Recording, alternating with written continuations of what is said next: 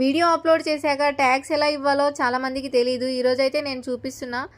ముందుగా వైటీ స్టూడియోకి వెళ్ళి డాష్ బోర్డ్ కంటెంట్ అని ఇక్కడ అన్ని ఆప్షన్స్ 5 ఆప్షన్స్ కింద కనిపిస్తున్నాయి. అందులోకి కంటెంట్లోకి వెళ్తే మనం ఆల్రెడీ వీడియోస్ అన్నీ అప్లోడ్ చేసినవి కనిపిస్తాయి.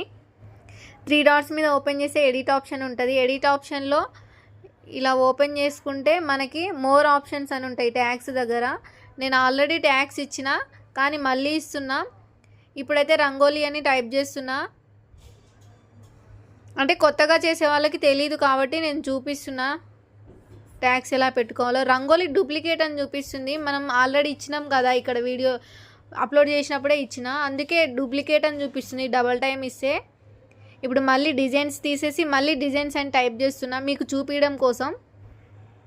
ఇప్పుడు డిజైన్స్ అని మళ్ళీ పెడితే ఇప్పుడు తీసుకుంటుంది.